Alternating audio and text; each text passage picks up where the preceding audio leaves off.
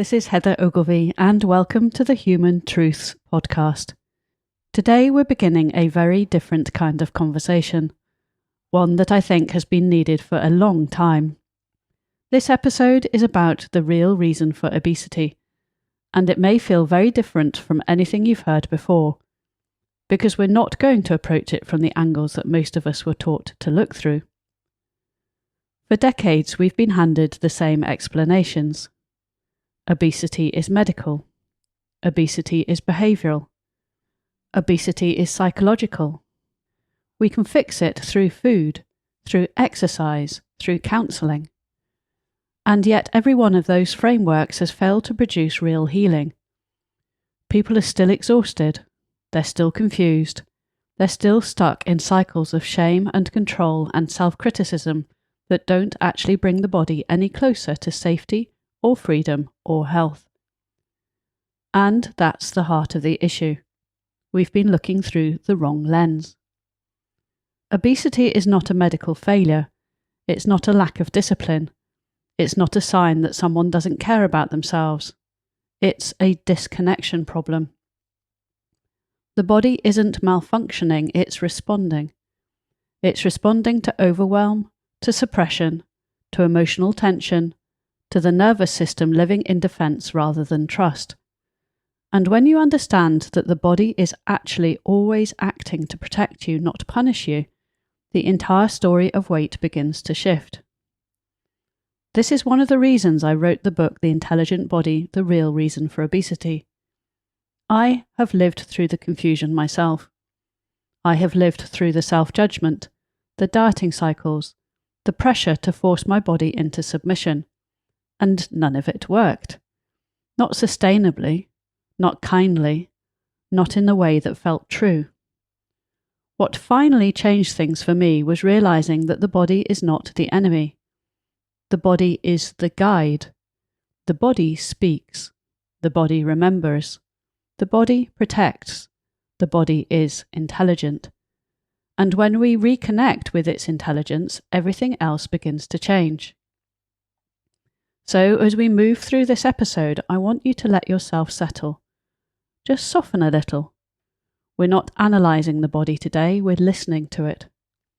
We're stepping into a calmer, more intelligent space, one where we no longer view weight as a personal failure, but as a message, a signal, a doorway back to ourselves.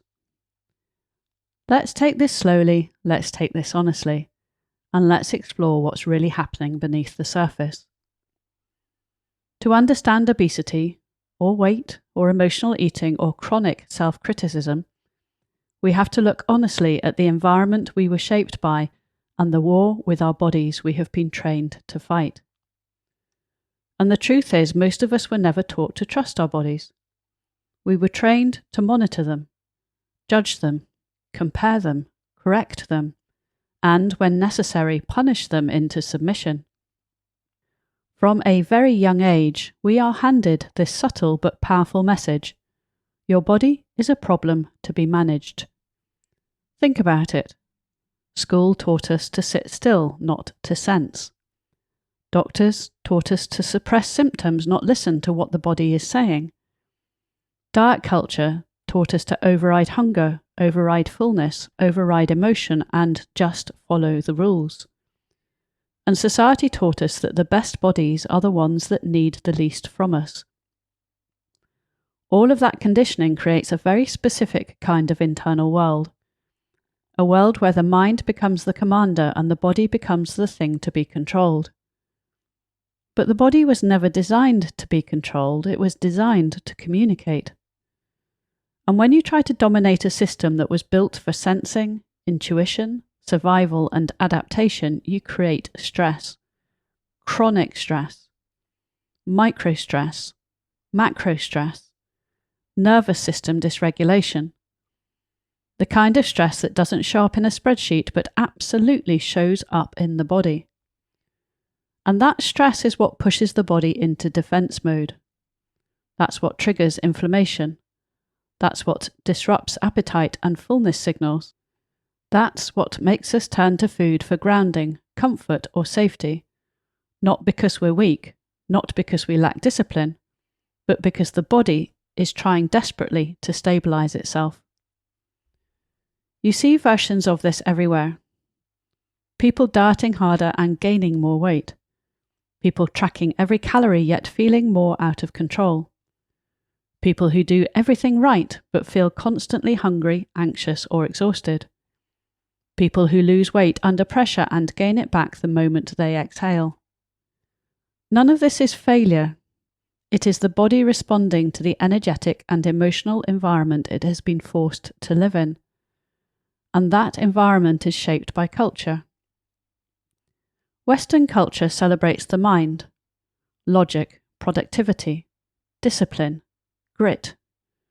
But it devalues the body, intuition, emotion, creativity, sensation, inner knowing.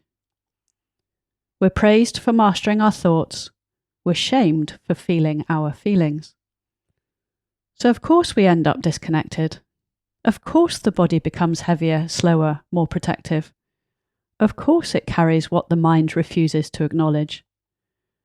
And that's why obesity and most chronic health issues, if we're honest, can't be solved through purely medical or behavioural strategies.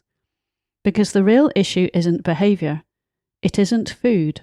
It isn't exercise. It isn't willpower. The real issue is disconnection. You cannot heal a body you don't listen to. You cannot create safety in a system you constantly override. You cannot release weight whilst living in a state of internal threat. When you look at it in that way, the war on obesity makes no sense. You cannot fight your way into safety. You cannot shame your way into connection. You cannot bully a nervous system into trust. And when somebody says, "I've tried everything," what they usually mean is, "I've tried everything the mind was taught to do." But the body doesn't respond to force. It responds to safety. It responds to compassion. It responds to being included. And that shift from war to relationship, from control to communication, becomes the foundation of everything that follows in this episode. Because the moment you stop asking, "How do I make my body change?" and start asking, "What has my body been telling me?" you're no longer in battle, you're in conversation. And healing finally becomes possible. To understand obesity, and really to understand the whole landscape of weight, health, emotional eating, anxiety, burnout, and the modern human condition, we have to step backwards, thousands, in fact millions of years, into a much older truth about who we are and acknowledge the body's ancient intelligence. Because before we were thinkers, before we were achievers, before we were selves in the psychological sense, we were bodies. The body is the oldest part of our intelligence. It predates the modern human mind by an enormous stretch of evolutionary time. In fact, the mind arrived so late in our development that it's almost like a guest who turned up long after the house was built, rearranged all the furniture, and forgot to notice that the foundations were already there, ancient, wise, stable, and alive. When we forgot this, we misunderstood everything. We assumed that the mind is the authority. We assumed that the body is the servant. We assumed that the mind should decide and the body should obey. But the body is not the follower. The body is not secondary. The body is not a machine made of calories, fat cells, hormones, and willpower knobs to be tightened or loosened. The body is an intelligent, highly sophisticated organism with millions of years of survival programming behind it. It is energy, motion, sensation, communication, intuition. It is a system designed to sense the world long before the mind ever even thinks about the world. And it's important that we really take this in.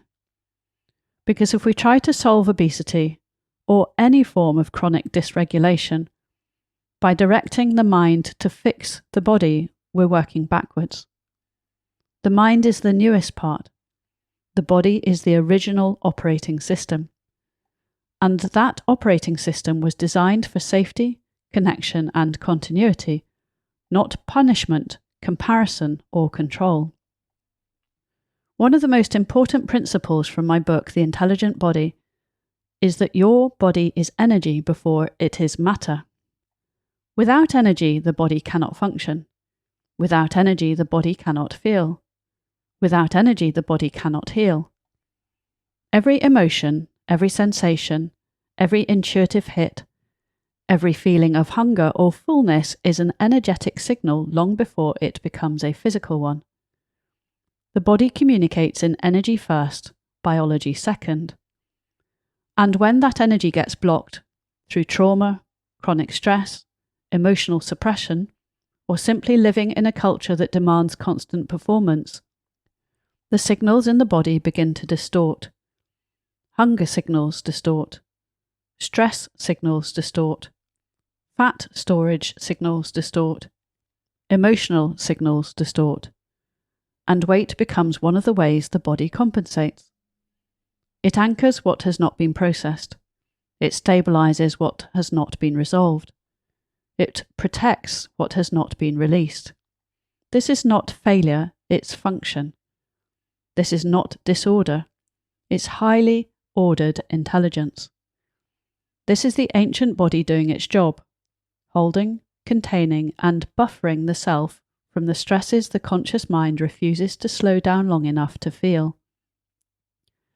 So when we look at the body gaining weight, or holding weight, resisting diets, or losing too much weight, we are not seeing the body malfunction.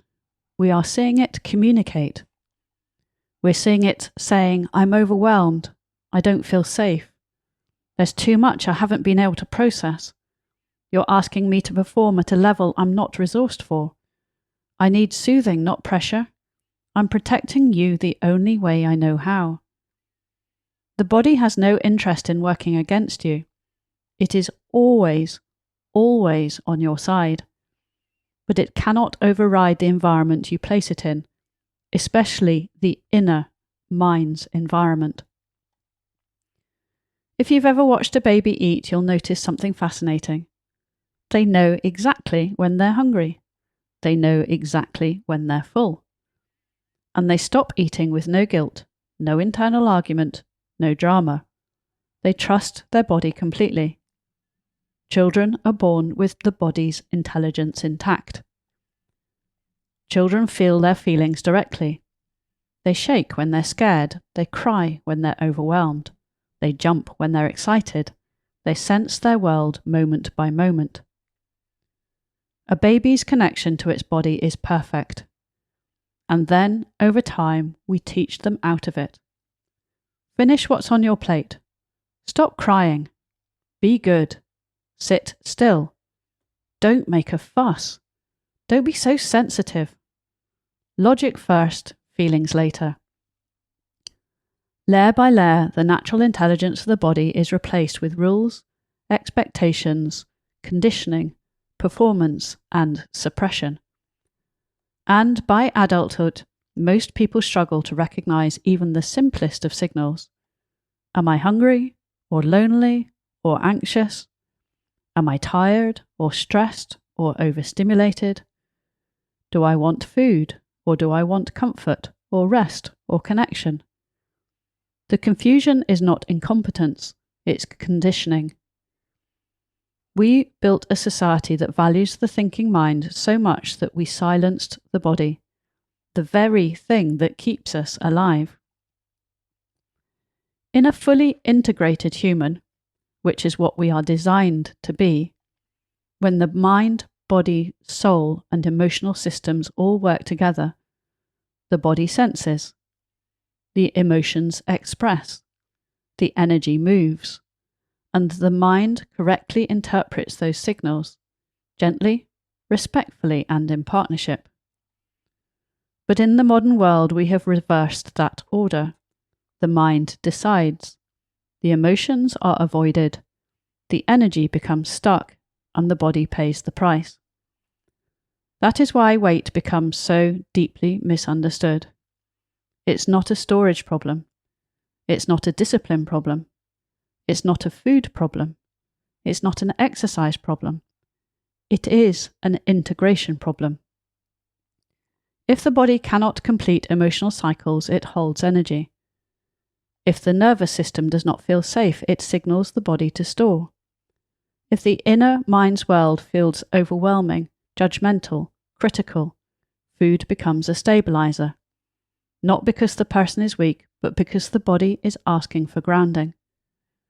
This is ancient biology doing exactly what it evolved to do. Western medicine ignores this entire mind, body, soul, emotional architecture. Modern healthcare focuses almost entirely on the physical layer: calories, hormones, metabolism, organs, blood markers. All of these things matter, of course they do, but they are not the root. They are downstream. When the body is disconnected, these systems react. When the body is reconnected, these systems recalibrate. That is why diets won't work and don't work long term. This is why weight loss often rebounds. This is why shame makes everything worse. This is why people feel trapped inside cycles they don't understand. Because you cannot fix an energetic, emotional, relational problem with willpower and calorie counting. The body does not heal under threat. It heals under safety. It heals when emotion moves. It heals when the nervous system softens. It heals when connection is restored. It heals when we stop shouting at it and start listening to it. When you understand that your body evolved as an intelligent system long before your thinking mind existed, you start to see everything differently. Your body is not broken, it's speaking. You see that emotional eating is not a lack of discipline, it is the body's attempt to regulate overwhelm.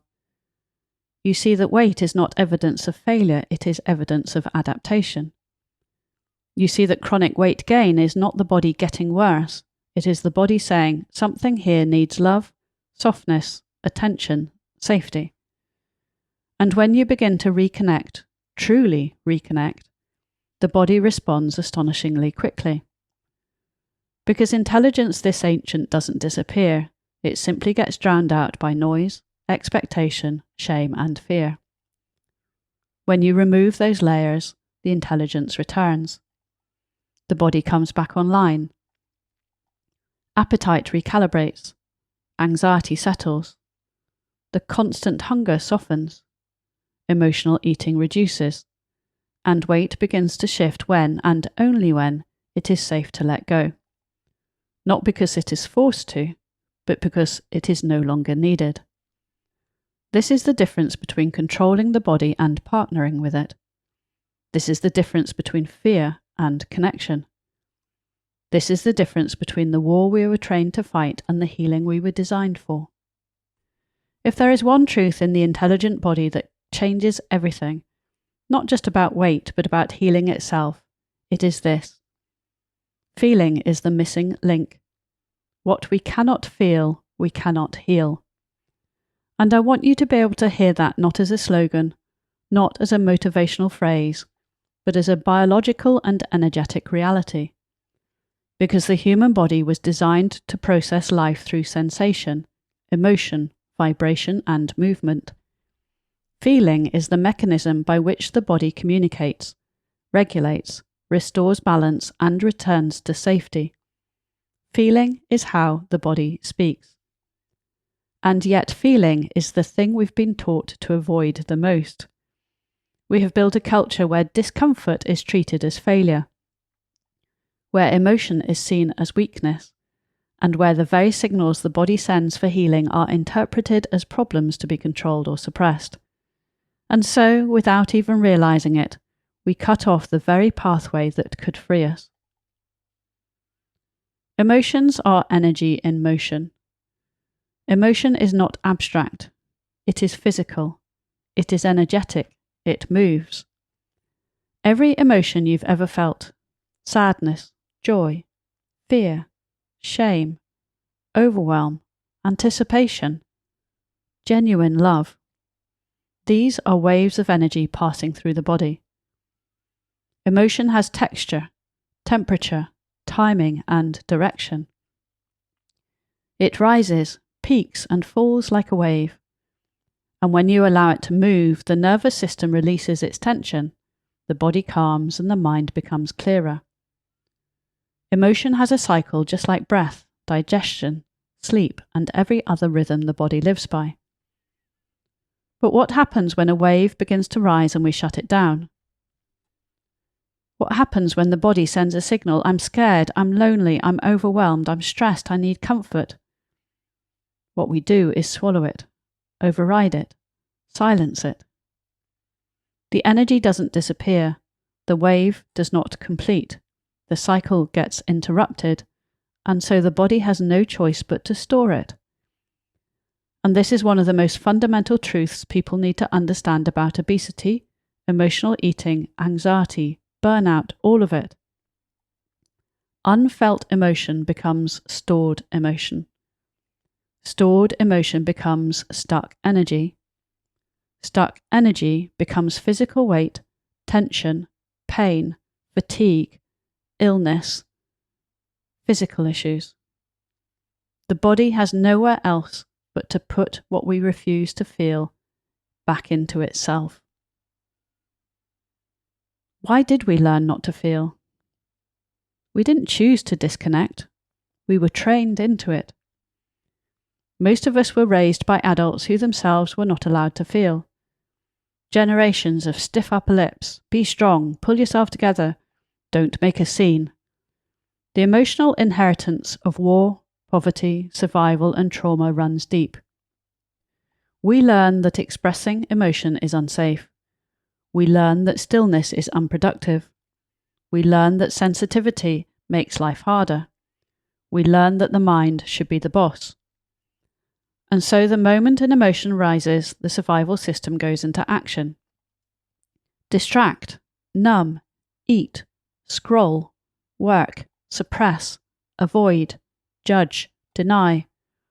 Not because we're weak, but because this is what our nervous system has been taught to do. Which means that the body is often holding decades worth of unprocessed waves. Grief from childhood, fear from adolescence, resentment from relationships, anxiety from responsibilities, shame from culture, pressure from adulthood. And the weight becomes one of the ways the body stabilizes all of that stored energy. Many people think that the body holds on to weight because of food, but the body actually holds on to weight because of fear. Not fear in the dramatic sense, but fear in the quiet, chronic, persistent background. I don't have space to feel this. I don't know how to process this. If I feel this, everything will fall apart. If I stop, I won't be able to start again. If I listen, I won't like what I hear. The body does not let go when it feels unsafe. The body lets go when it feels resourced. Which means weight loss, real long-term weight loss, is not a behaviour. It's not a diet. It's not exercise. It is not control. It is the side effect of safety. When the nervous system softens, when the emotional backlog starts to move, when the body feels heard instead of managed, when the energy system stops living in a state of defense, everything changes. Appetite changes. Cravings change. Fullness signals return. Metabolism recalibrates. The urge to self-soothe with food or exercise reduces. The constant hum of survival switches off. Not because you tried harder, but because the body could finally exhale. Feeling, not punishment, not discipline, is what unlocks healing. The mind cannot heal when it cannot feel. This is the great misunderstanding of weight loss culture. We keep trying to fix emotional and energetic imbalances with mental strategies, but the mind was never designed to do this job. The mind processes logic, pattern, language, and memory, not sensation, emotion, and intuition. It runs on cerebral spinal fluid, not emotional circuitry. It cannot interrupt the body's subtle signals. It cannot feel fullness. It cannot feel safety. It cannot feel what the body needs because the body is the feeling system. So when the mind tries to take charge of weight through control, discipline, restriction, counting, tracking, forcing, it is attempting to override an entire system it does not understand. It's like using a calculator to process grief. The tools are simply incompatible. And this is why people blame themselves for failing diets, when in reality it was the strategy that failed them. It was the misconception that the mind should lead the body when the opposite is true. The body leads, the emotions express, the energy moves, and the mind supports, in that order. The body speaks in feelings and it needs you to listen. You may have noticed this in your own life, the moments when you feel your emotions instead of suppressing them. A long cry, a deep sigh, a trembling release, a shaking of the shoulders, a softening of the belly, a loosening of the jaw. Afterwards you feel lighter, clearer, quieter, more grounded in yourself. That is the body processing what was stuck. That is healing. That is weight, emotional, energetic, and sometimes physical weight, moving. When people begin reconnecting with feeling, they often say, "My cravings have changed. I'm not as hungry. I'm choosing food differently. I don't binge the way I used to. My body feels calmer." Not because their willpower increased, but because their inner world became safer. This is the missing link in obesity. This is the missing link in emotional eating. This is the missing link in chronic weight retention. It isn't the food, it's the feeling. The weight is not the problem, the weight is the message. And when the message is heard, the weight no longer is needed. One of the most frustrating parts of the weight conversation, and I think everyone listening will relate to this in some way, is that people try so hard. They try every strategy the mind offers, but the mind alone cannot heal weight. New diets, new rules, new trackers, new systems, counting, measuring, restricting, pushing, waking up earlier, exercising harder, telling themselves to be good, promising themselves they'll start again tomorrow. And when it doesn't work, or it works briefly and then collapses, they blame themselves. They assume there's something wrong with their discipline, their personality, their motivation, or their worth. But nothing could be further from the truth. The problem is not the person, the problem is the holistic approach the entire diet industry is taking. Because we are trying to heal a body issue through the mind. We are trying to solve an emotional pattern with willpower. We're trying to control a survival response as if it was a behaviour. And the mind simply can't do that job. The mind is a processor, not a healing system. Think of the mind as the surface level processor. It organises, interprets, plans, remembers, analyses. It does practical thinking beautifully. But the mind does not feel. It does not sense. It does not speak the language of safety. It cannot decode the more subtle messages the body sends through emotion and intuition. It cannot tell the difference between hunger and anxiety. It cannot soothe overwhelm. It cannot regulate the nervous system. So when the mind tries to take charge of weight, it reaches for control, because control is all it knows. Eat less, move more, try harder, be better, do more, be more. And the body, which is trying to communicate distress, fear, exhaustion, disconnection, is overruled again, ignored again, managed again. The very thing it needs, to be felt, heard, understood, is the one thing the mind cannot deliver. So the body pushes back, not because it's stubborn, but because it's protecting you in the only way it can. So what is the way forward? When we talk about healing weight, we're not talking about thinking differently. We're talking about feeling differently. Reconnection, safety, embodiment, presence, compassion, nervous system regulation. When those pieces begin to shift, the mind no longer has to fight the body. The body softens, the survival loop loosens, the emotional weight moves, and the physical weight eventually follows. Not because the mind took charge, but because the body finally could. Weight is protection, not failure. Everything starts to make sense when you understand this, not just intellectually, but emotionally, energetically, even spiritually. One of the most important truths in the intelligent body, the real reason for obesity, is this: weight is not a mistake, it is a message, and it is always protective. Your body has never betrayed you, not once, not ever. Every pound you carry, every craving that feels bigger than you, every period of emotional eating, every moment when you've reached for food instead of collapsing on the floor, all of that has been your body trying to keep you here, trying to stabilize you, trying to protect you from overwhelm, from threat, from emotional load, from a nervous system that couldn't carry anymore. When we look through that lens, the entire meaning of weight changes. Fat becomes not the enemy, but the safety plan. Fat is not simply stored calories.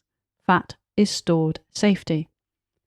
It is the body's most ancient, reliable, stabilizing mechanism.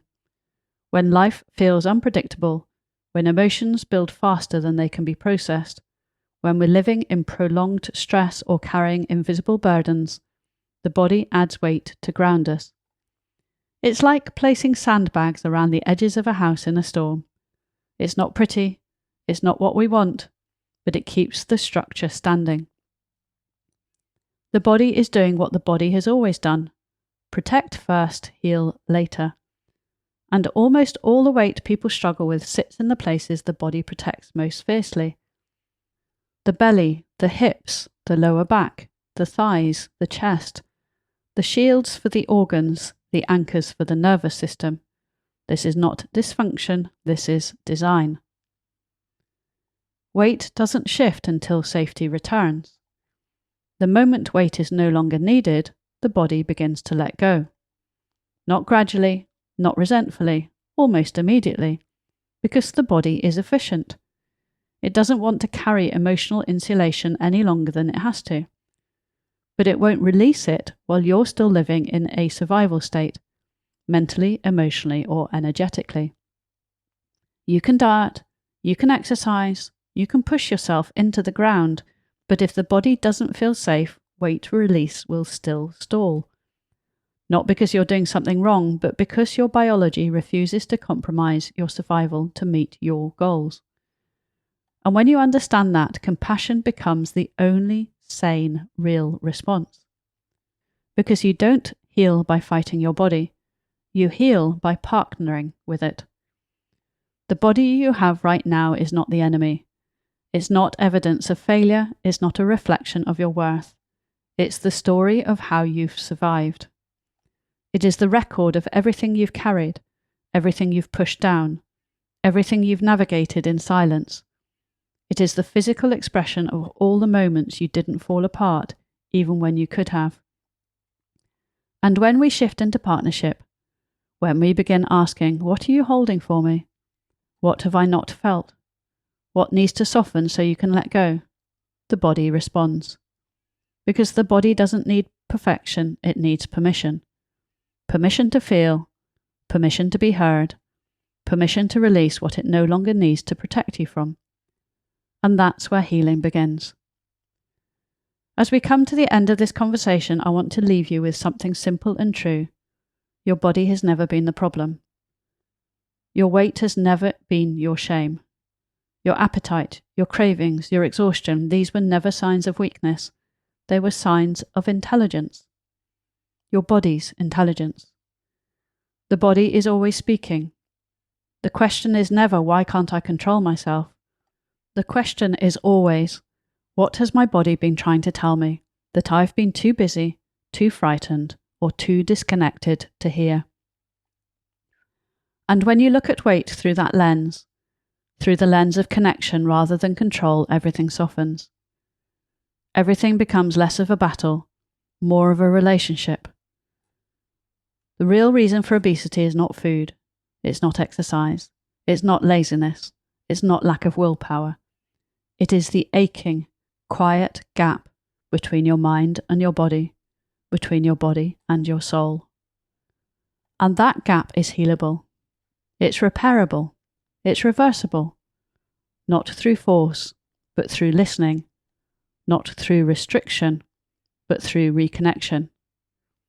Your body doesn't need a fight, it needs a friend. It needs your presence, your compassion, your willingness to feel instead of override, to hear instead of judge, to support instead of suppress.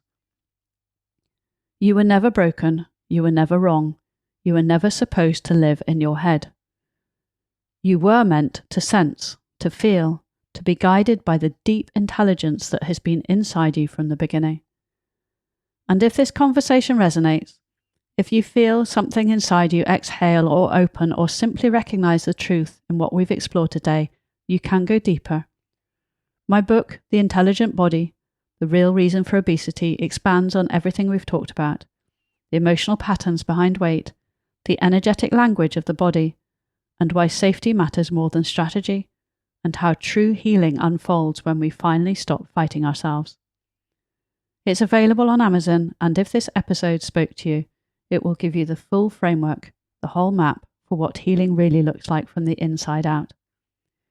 Thank you for being here, and thank you for listening in such an open-hearted way. Take a breath, take your body with you, and I'll see you in the next episode.